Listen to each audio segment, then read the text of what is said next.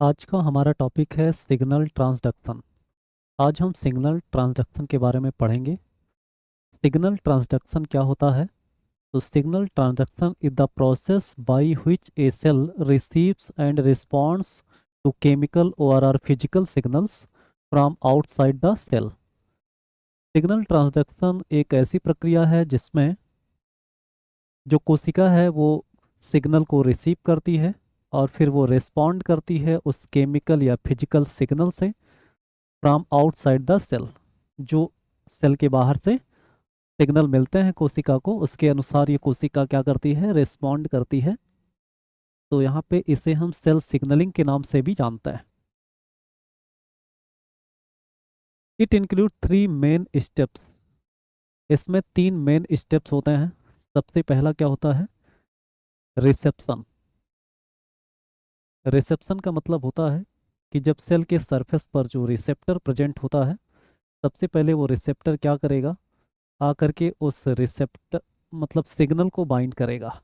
यानी एक chemical substance such as hormone or neurotransmitter bind to a receptor protein on or inside the cell. कोई भी chemical substance जैसे hormone या neurotransmitter हो गया, ये बाइंड करता है रिसेप्टर प्रोटीन से। और ये रिसेप्टर प्रोटीन जो है या तो कोशिका के सरफेस पर पाए जाते हैं या तो कोशिका के अंदर पाए जाते हैं। तो सबसे पहला स्टेप रिसेप्शन का होता है। दूसरा स्टेप क्या है? ट्रांसमिशन का। ट्रांसमिशन में क्या होता है? The signal is passed from one molecule to another inside the cell. जो सिग्नल रिसेप्टर को मिलता है उस सिग्नल को आगे भेजा जाता है, जिसमें एक मॉलिक्यूल अनदर मॉलिक्यूल को सिग्नल देते हैं, जिसे हम ट्रांसमिशन कहते हैं। उसके बाद क्या है, इसमें रिस्पॉन्स है। The cell responds in a specific way such as by dividing और डाइंग।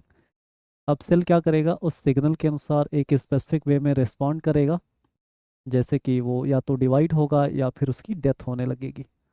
तो इस तरह से कोशिका को सिग्नल मिलता है।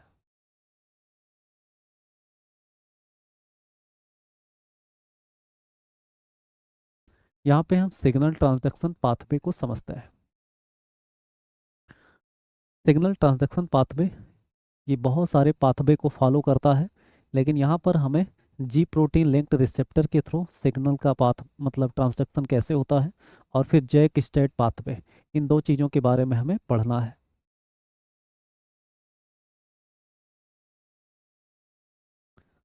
यहाँ पे हम देखते हैं बाया जी प्रोटीन लिंक्ड रिसेप्टर्स। यानी जी प्रोटीन लिंक्ड रिसेप्टर्स के थ्रू सिग्नल का ट्रांसडक्शन कैसे होता है उसको हमें पढ़ना है। तो सिग्नल ट्रांसडक्शन बाया जी प्रोटीन लिंक्ड रिसेप्टर्स, जीपीसीआरएस मतलब जी प्रोटीन कपल्ड रिसेप्टर्स भी कहते हैं इसको, is a process that involve the following steps. यहाँ पे जी प्रोटीन लिंक्ड रिसेप्टर के थ्रू जो सिग्नल का ट्रांसडक्शन होता है उसमें कुछ स्टेप होते हैं, जिसमें सबसे पहला स्टेप है लिगेंड बाइंडिंग। लिगेंड को बाइंड करना। इस signal molecule such as a hormone neurotransmitter और a local mediator binds to the extracellular domain of a GPCR. सबसे पहले जो जीपीसीआर होता है उसके एक्स्ट्रा सेलुलर डोमेन से कोई लिगेंड मॉलिक्यूल आकर बाइंड होते हैं। वो लिगेंड मॉलिक्यूल या तो कोई हार्मोन्स होगा या न्यूरोट्रांसमीटर होते हैं या कोई लोकल मीडिएटर होता है। उसके बाद दूसरे स्टेप में क्या होगा, कन्फर्मेशनल चेंज आएगा। कन्फर्मेशनल चेंज में क्या होगा, the GPCR undergoes A conformational change. यानी जीपीसीआर जैसे ही लिगेंड को बाइंड करेगा उसमें कन्फर्मेशनल चेंजेस आएगा। तीसरे स्टेप में जीडीपी जीटीपी एक्सचेंज होगा। यानी पहले से जो जीपीसीआर है उससे जी प्रोटीन लगा होता है जो पहले जीडीपी से जुड़ा होता है, बाद में जीटीपी के द्वारा रिप्लेस किया जाता है। यानी the GPCR promote the exchange of GDP from GTP on the G alpha subunit of a heterotrimeric G protein. आपको पता है कि जो जीपीसीआर है उसका इंट्रासेलुलर डोमेन किससे बाइंड रहता है? तो एक हेट्रोट्राइमेरिक जी प्रोटीन से बाइंड रहता है, जिसके 3 सब यूनिट होते हैं, अल्फा बीटा और गामा। जिसमें सबसे पहले जीटीपी बाइंड रहता है, लेकिन सिग्नल मिलते ही जीडीपी जो है वो जीटीपी के द्वारा एक्सचेंज कर दिया जाता है। उसके बाद जी प्रोटीन डिसोसिएशन होगा। The G protein dissociates into G alpha and G beta gamma subunits. यानी जी प्रोटीन क्या होगा, वो अपने तीनों सब यूनिट में एक सब यूनिट अलग हो जाएगा और दो सब यूनिट अलग हो जाएगा।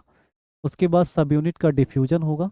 The G alpha and G beta gamma subunits diffuse along the plasma membrane and act on their targets such as ion channels, enzymes and second messengers। अब यहाँ पे जो जी अल्फा और G beta gamma subunit diffuse हो रहे हैं plasma membrane के through, तो यहाँ पर ये किसकी तरह एक्ट करेंगे, ये अपने टारगेट पर एक्ट करेंगे। इनका टारगेट क्या हो सकता है, कोई आयन चैनल्स हो सकता है या एंजाइम्स हो सकता है या फिर सेकेंड मैसेंजर्स हो सकते हैं।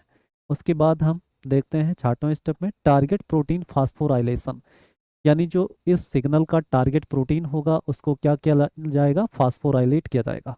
यहाँ पे एक kinase phosphorylates target proteins leading to changes in the cell, यानी एक काइनेज फास्फोराइलेट मतलब एक काइनेज प्रोटीन होगा जो फास्फोराइलेट करेगा टारगेट प्रोटीन्स को, जिससे सेल में क्या आ जाएगा, चेंजेस आ जाएगा।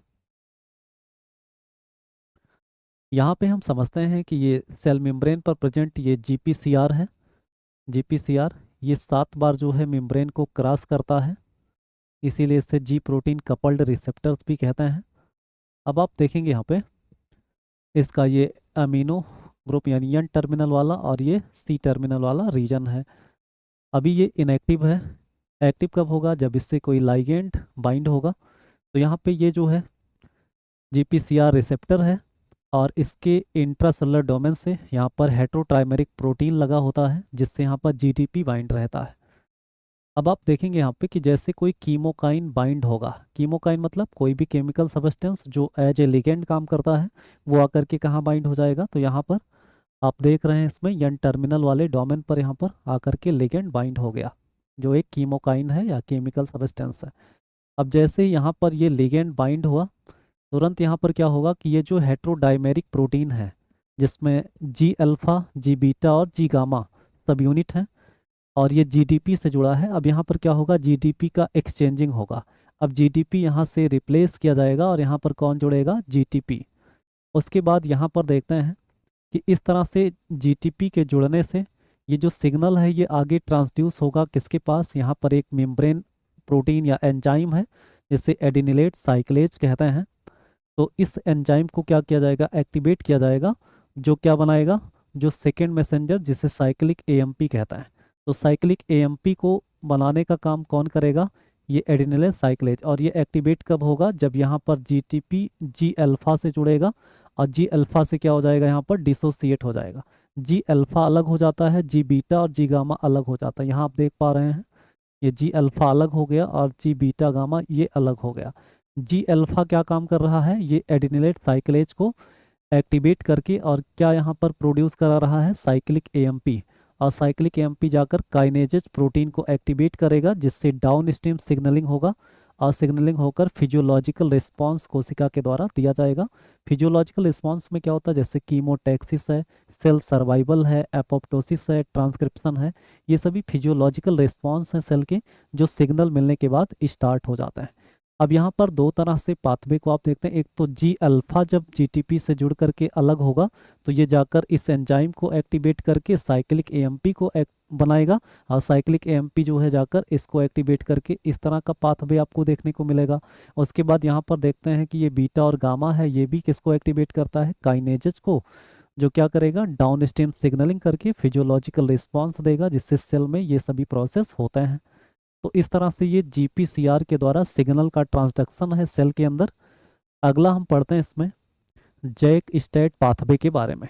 The JAK STAT signalling pathway is a chain of protein interaction that relies chemical signals from outside a cell to the nucleus where genes are activated. It's involved in many important processes including, आपको Jack STAT signalling को देखना है। Jack का मतलब Janus kinase होता है और state का मतलब होता है signal transducer and activator of transcription proteins. यहाँ पे आप समझेंगे कि ये जो सिग्नलिंग पाथवे है ये चैन ऑफ प्रोटीन इंटरेक्शन होता है जो क्या रिलेज करता है, केमिकल सिग्नल को फ्रॉम आउटसाइड ए सेल मतलब कोशिका के बाहर से सिग्नल को आगे ले जाता है टू द न्यूक्लियस, मतलब कहाँ ले जाएगा, कोशिका के बाहर के सिग्नल को पहुंचाएगा कहाँ पर, न्यूक्लियस में। और जहाँ पर न्यूक्लियस में क्या प्रेजेंट होंगे, जीन, और जीन को क्या किया जाएगा, एक्टिवेट किया जाएगा।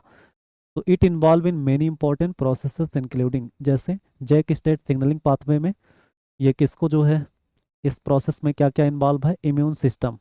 यहाँ पर हम इम्यून सिस्टम में जैक स्टेट पाथवे का क्या रोल है यहाँ पे देखेंगे। The JAK STAT pathway regulate the immune system specially T helper cells which direct immune responses. यानी जो जैक स्टेट पाथवे है वो इम्यून सिस्टम को नियंत्रित करता है, विशेषकर ये जो है किसको, हेल्पर टी सेल को रेगुलेट करेगा। और आप जानते हैं हेल्पर टी सेल बहुत इंपॉर्टेंट सेल है जो दोनों तरह की इम्यूनिटी के लिए जिम्मेदार होता है। मतलब एक क्या होता है, सेल मीडिएटेड इम्यूनिटी और ह्यूमोरल इम्यूनिटी, दोनों तरह की इम्यूनिटी के लिए ये रिस्पॉन्सिबल होता है। तो इसको कौन रेगुलेट करेगा, ये जैक स्टेट पाथवे सिग्नलिंग। उसके बाद सेल डिवीजन एंड डेथ को भी ये रेगुलेट करेगा। उसके बाद ट्यूमर फॉर्मेशन को भी ये रेगुलेट करेगा। The JAK STAT pathway is associated with many human cancers. यानी जैक स्टेट पाथवे जो है ये बहुत से ह्यूमन कैंसरस के लिए भी जिम्मेदार होता है। इसीलिए यहाँ पर क्या करते हैं, एक रिकॉम्बिनेंट लिगेंड बनाते हैं जो जा करके जैक स्टेट पाथवे को इनहिबिट कर देता, रोक देता है, जिससे कैंसर को ट्रीट किया जा सकता है। तो यहाँ पे the JAK STAT pathway associated with many human cancers including lung cancer, prostate cancer and colon cancer. यानी जैक स्टेट पाथवे के द्वारा सेल में कैंसरस जीन का निर्माण होता है और कैंसरस जीन एक्सप्रेस होकर के कैंसरस सेल बनाते हैं, जिससे बॉडी में तमाम प्रकार के कैंसर होते हैं। कार्टिलेज रीमॉडलिंग, रीमॉडलिंग का मतलब क्या होता है, रीमॉडलिंग का मतलब फिर से बनाना। तो कार्टिलेज रीमॉडलिंग का मतलब होता है the JAK STAT pathway is involved in the remodelling of subchondral bone. सब कांडल बोन मतलब हो जाएगा यहाँ पर बोन के बीच में जो जॉइंट्स होता है, जहाँ पर कार्टिलेज होते हैं वहाँ पर कुछ सिस्ट लाइक स्ट्रक्चर बनने का काम यहाँ पे होगा। Which is a pathological development of osteoarthritis. यानी कार्टिलेज रीमॉडलिंग किसके द्वारा होगा, जैक स्टेट पाथवे के द्वारा, जिससे किसका डेवलपमेंट होता है, ऑस्टियोआर्थराइटिस। ये पैथोलॉजिकल कंडीशन है, ये बोन से रिलेटिव है, तो ये होता है। तो जैक स्टेट पाथवे से हमारी बॉडी में बहुत सारे जो है डिफरेंट टाइप के जैसे कैंसरस सेल बन जाएंगे और रीमॉडलिंग हो जाएगी सबकांडल बोन, जिससे सिस्ट का फॉर्मेशन हो जाएगा। ऐसे बहुत सारी एबनॉर्मलिटी इसके द्वारा हमारी बॉडी में डेवलप होती है। तो ये हमारी बॉडी के लिए बहुत जो है इसका सिग्निफिकेंस है। और इसको अगर हम इनहिबिट कर दें, इस पाथवे को रोक दें, तो बहुत सारे डिजीज हमारी बॉडी में होने से बच जाता है। तो यहाँ पे हम अगला देखते हैं। The JAK STAT pathways has 3 key components. यहाँ पे 3 जो है की कंपोनेंट्स होगा। यहाँ पे जैक्स होगा जिसे जैनस काइनेजेस कहते हैं, जो एसोसिएटेड होता है साइटोकाइन रिसेप्टर से, which are activated when stimulated. ये जो है साइटोकाइन रिसेप्टर से एसोसिएट होगा और कब एक्टिवेट होगा, जब इसे स्टिमुलेट किया जाएगा। Signal transducer and activator of transcription proteins, यानी स्टेट्स। स्टेट जो है वो क्या काम करेगा, ये फास्फोराइलेटेड बाय जैक्स, मतलब ये जो स्टेट है ये जैक के द्वारा फास्फोराइलेट किया जाएगा and transported to the nucleus. और स्टेट को मतलब स्टेट जो है फास्फोराइलेट होकर ट्रांसपोर्ट हो जाएगा कहाँ पर, न्यूक्लियस में। और रिसेप्टर्स बाइंड केमिकल सिग्नल्स, और रिसेप्टर प्रेजेंट होंगे जो केमिकल सिग्नल को बाइंड करता है। यहाँ पर हम देखते हैं कि यहाँ पे ये सेल मेम्ब्रेन है और इस पर रिसेप्टर पाए जा रहे हैं। और इस रिसेप्टर से यहाँ पर कौन बाइंड है, तो यहाँ पर ये जो है जैक बाइंड है। अब देखेंगे ये साइटोकाइन रिसेप्टर है, साइटोकाइन को यहाँ पर ये बाइंड करेगा। और यहाँ पर टायरोसिन रेजिड्यू होता है इसमें, ये एंजाइम लिंक्ड रिसेप्टर्स है। अब आप देखेंगे यहाँ पे कि जब यहाँ पे कोई साइटोकाइन आकर के इस रिसेप्टर से बाइंड होगा तो यहाँ पर जैक का क्या हो जाएगा, फास्फोराइलेशन। तो जैक जो है वो फास्फोराइलेट हो जाएगा और ये फास्फोराइलेट करता भी है किसको, टायरोसिन रेजिड्यू को, जो यहाँ पर पाया जाता है। टायरोसिन रेजिड्यू को ये फास्फोराइलेट करेगा। उसके बाद क्या होगा यहाँ पे कि ये जो टायरोसिन रेजिड्यू है, जो एक inactive state proteins, inactive state proteins में टायरोसिन रेजिड्यू है, ये क्या करेगा आगे चल करके, यहाँ पर आप देखते हैं इस रिसेप्टर से ये जैक है। और जैक यहाँ पर ये क्या स्टेट्स जो है recruitment and JAK mediated phosphorylation, यहाँ पे आपको देखना है कि ये जो प्रोटीन यहाँ पर लग रहे हैं, ये प्रोटीन कौन से होंगे, तो ये स्टेट्स होंगे। और इस स्टेट्स को यहाँ पर क्या करने का काम हो रहा है, फास्फोराइलेशन का। और इसको कौन फास्फोराइलेट करेगा, तो जैक। जैक के द्वारा ये जो स्टेट प्रोटीन है ये क्या हो जाएंगे, फास्फोराइलेट हो जाएंगे। और जब ये फास्फोराइलेट हो जाएंगे तब इनका क्या हो जाएगा, एक्टिवेशन हो जाएगा। यानी कुल मिलाकर के आपको समझना है कि पहले जैक होगा, और जैक जो है वो स्टेट को फास्फोराइलेट करेगा, और स्टेट जैसे ही फास्फोराइलेट होगा वो एक्टिव होकर और चला जाएगा न्यूक्लियस के अंदर।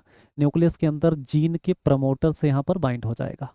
और जीन के प्रमोटर से बाइंड हो जाएगा तो जीन में क्या होने लगेगा, ट्रांसक्रिप्शन। और ट्रांसक्रिप्शन होगा तो फिर सेल क्या करेगी, रिस्पॉन्स देगी, या इस सिग्नल के अनुसार यहाँ पर प्रोटीन का निर्माण होगा। तो यहाँ पे आपको समझना है कि ये जैक है। जैक जो है वो स्टेट को फास्फोराइलेट करेगा। स्टेट जैसे ही फास्फोराइलेट होगा वो चला जाएगा न्यूक्लियस के अंदर, जीन के प्रमोटर से बाइंड हो जाएगा, जिससे जीन में क्या कराएगा, ट्रांसक्रिप्शन कराएगा, जिससे सेल अलग अलग स्पेसिफिक फंक्शन को परफॉर्म करेगी। तो ये आपको जैक स्टेट पाथवे को भी समझ लेना है। तो इस तरह से हमने यहाँ पे पूरा सिग्नल का ट्रांसडक्शन और उसका दो पाथवे हमने इस वीडियो में क्लियर किया।